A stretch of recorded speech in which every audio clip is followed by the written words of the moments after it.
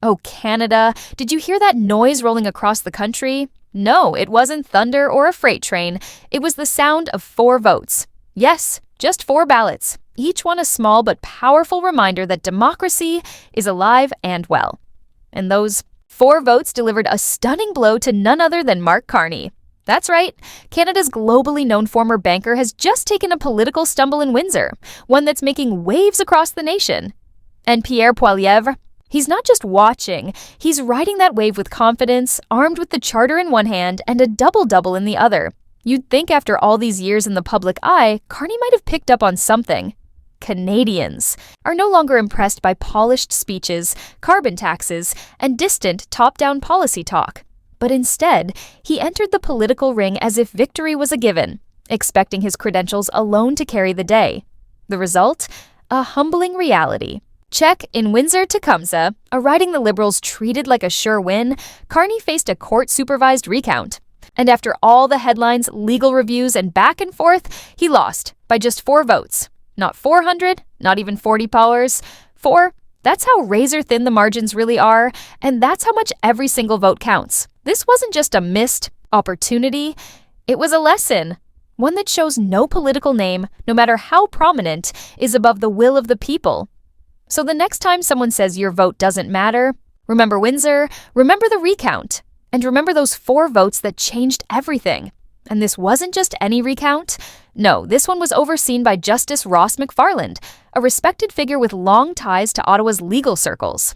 Even under the careful watch of someone the Liberals would likely see as an ally, the outcome didn't budge in their favor. There were no ghost ballots to be found, no miracle corrections, just the cold, hard truth. The Liberals came up short. The irony? It's hard to miss. Before we continue, a quick favor. If you're enjoying this content, please take a second to like the video and subscribe to the channel. Over 98% of viewers watch without subscribing. It's free, and it helps us keep bringing you content that digs deeper than the headlines. Now, back to the story. Let's talk about those mail-in ballots, the supposed gold standard of secure voting. We were told they were airtight, flawless, unquestionable. But during this recount, there were troubling signs. Returned envelopes without names, ballots that didn't match the registration records. We were told to trust the system. But in this case, the system didn't just stumble.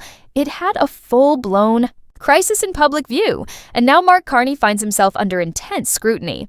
That majority government he was eyeing, it's slipping through his fingers.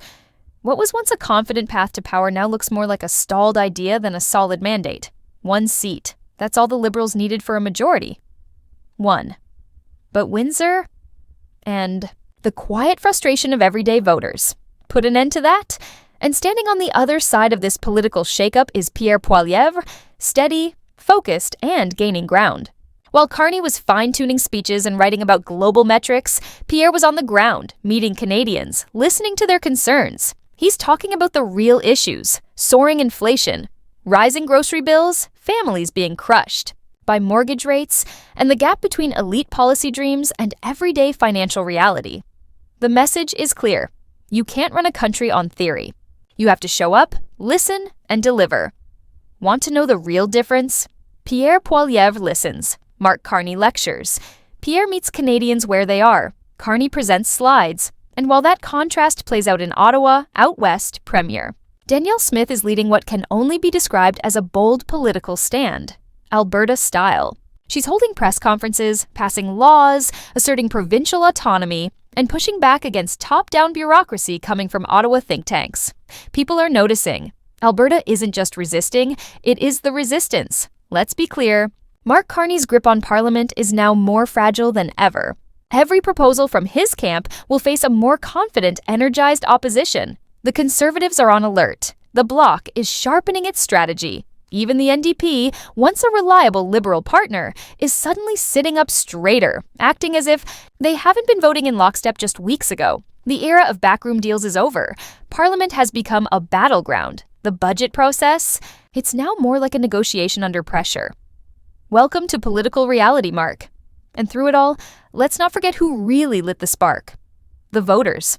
Specifically, 4 Windsor residents who walked into a polling station and quietly made a choice. No hashtags, no headlines, just a clear, personal no to soaring grocery costs, hollow political messaging, and government spin. Those 4 ballots may have looked small, but they triggered a ripple effect that's being felt nationwide. Canadians are watching.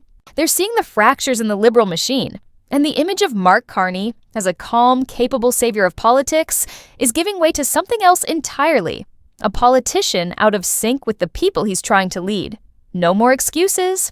No more panels. No more "we're working on it." While rent climbs, savings vanish, and everyday Canadians fall further behind. Even longtime Liberal supporters, the ones who once flooded social media with talking points, are growing quiet. The national broadcaster is treading carefully, pundits are running out of spin, and the message is clear. When a court-reviewed, judge-certified recount says you lost, and Canadians just got a rare taste of what it feels like to win. One back, Mark Carney's international ambitions. They're quickly fading. This was a man who once eyed high-level roles at the UN, the G20, and global think tanks. But the world doesn't look to leaders who can't secure a seat in Windsor, Ontario. Carney isn't Canada's version of Macron. He's more like a well-credentialed executive who applied for the wrong job and doesn't realize the interview's over. Let's be honest, he didn't win a mandate in 2025. He borrowed fear, leaned on slogans, and rode the wave of uncertainty. Messages like safe hands and green future sounded fine until Canadians couldn't afford to turn their lights on. This government wasn't elected out of enthusiasm. It was fear-based politics, and now that fear is turning inward. And it's not over yet. Recounts are still underway. Quebec and Newfoundland are watching their margins closely. A few more shifts, just 1 or 2 seats, and the entire Liberal coalition could fall apart. A vote of non-confidence, a snap election. It's all on the table. The stage show is nearing its final act. And here's the reality for Carney. He has no public trust to fall back on. No personal connection with voters. No Trudeau-like charisma or grassroots backstory. All he brings to the table now is a resume, buzzwords, and a government that's losing support by the day. If the recounts continue to go against him, don't be surprised when even members of his own party start distancing themselves. The writing's on the wall. And Canadians, they're paying attention. Get ready. Behind closed doors, talk is already swirling. About replacements, about direction, and about what comes next. MPs are whispering. The party is reeling.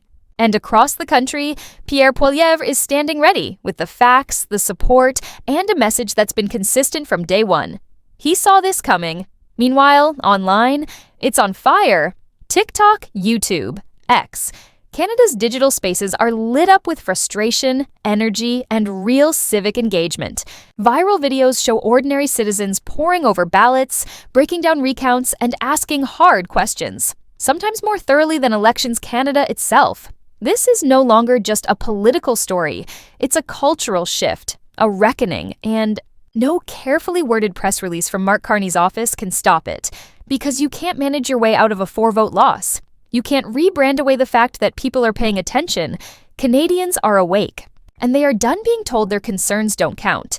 While Carney speaks in panels, Poilievre speaks to people. While one talks about systems, the other talks about reality. Groceries, housing, taxes, freedom. This recount wasn't just about math. It was about accountability, and it's only the beginning. The Liberal Party isn't just slipping, it's unraveling, thread by thread, vote by vote, recount by recount. So if you're reading this and nodding along, if you've had enough of skyrocketing, bills, out-of-touch lectures, and being ignored, this is your moment. Speak up, share the message, talk to your neighbors, talk to your MP, remind everyone, including Mark Carney, that Canada is not a hedge fund, it's a democracy, and we're reclaiming it, one voice and one vote at a time. And as for that global stage Carney once dreamed of, he might want to take a step back, because Pierre Poilievre is already standing on it. And right now, he's not handing over the mic.